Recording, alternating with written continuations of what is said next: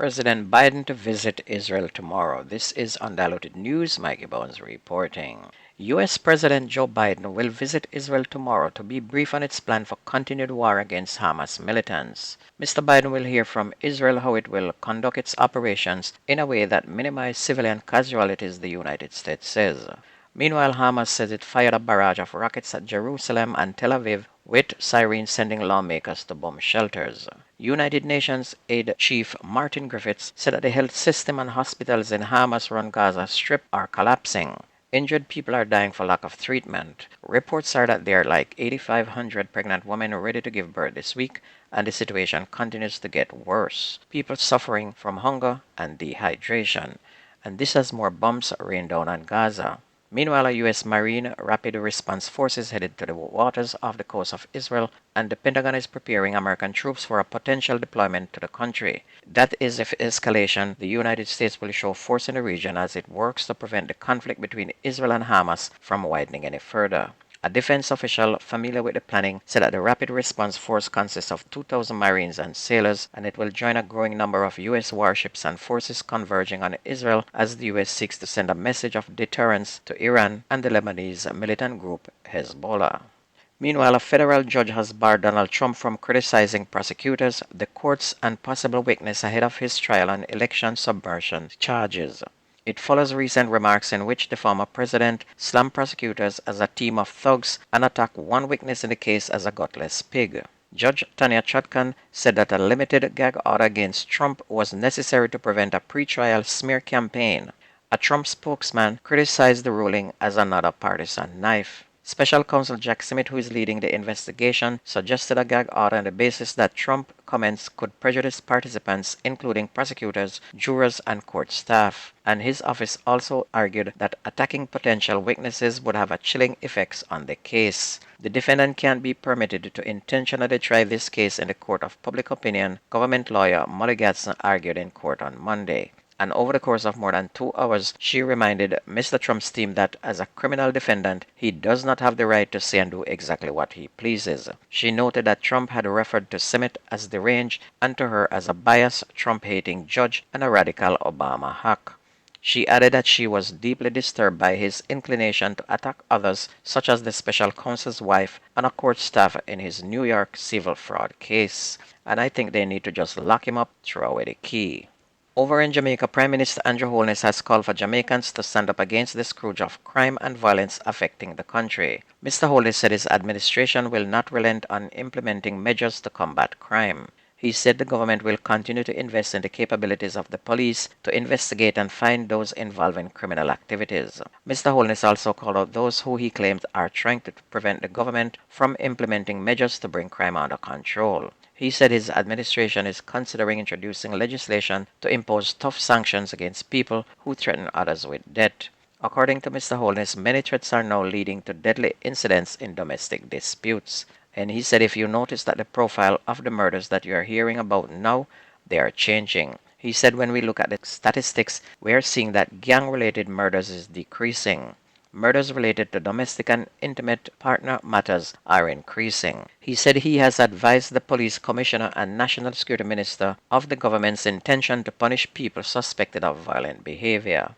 Meanwhile, the parliamentary opposition is again questioning claims by the police high command and the government that major crimes are trending down. Speaking at a party meeting in southeast Clarendon on Sunday night, opposition leader Mark Golding argued that crime is out of control, leaving many Jamaicans in fear. When you listen to the news, it's pure multiple murders going on, women being killed, children being abused and killed. Country can't develop, so he said. This government has been a huge failure in tackling the crime problem, he argued.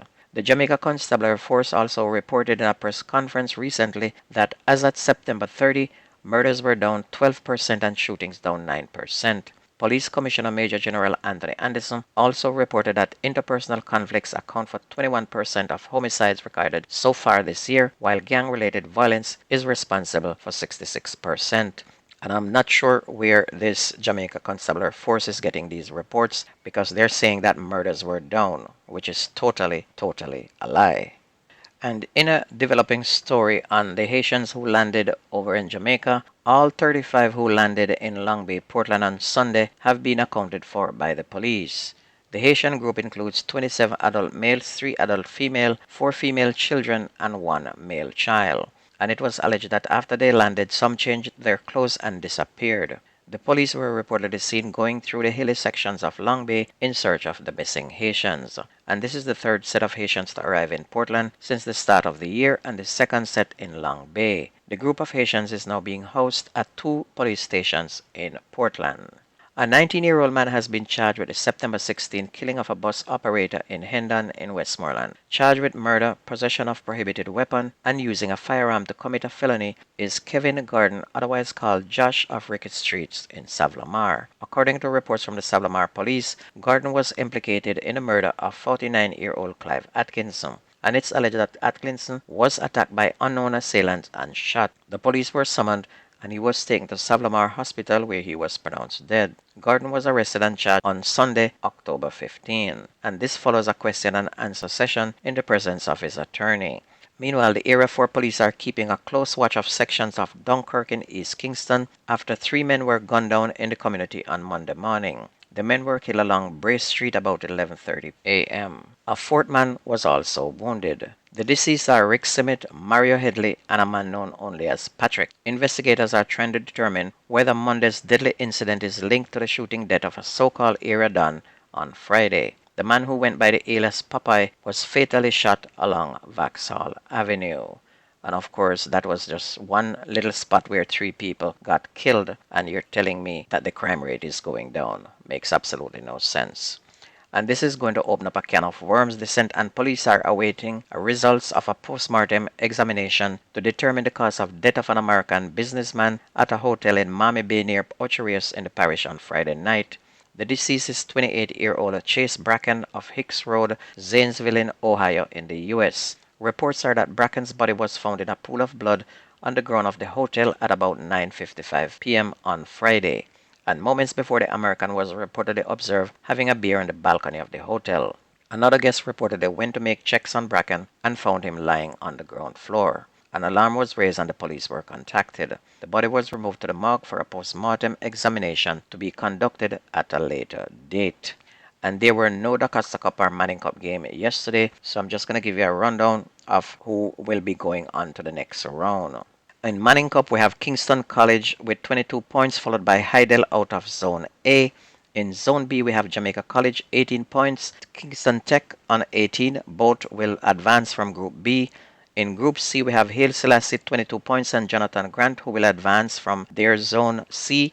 In Zone D, we have St. Andrew Technical with 27 points and Excelsior from Group D. Excelsior with 18 points, Stats have 27. Zone E, we have Mona High with 18 points and St. Catherine High on 15 points will advance from Zone E. In Zone F, we have St. George's College, 24 points. Campion College with 19 will advance from Zone F. And over in Zone G, we have Wolmer's with 24 points and San Diego. They will advance from Zone G. And we ran out of time, so we will give you the DaCosta Cup results tomorrow. That's going to be news and sports on your favorite radio. My name is Mikey Bones. I gone.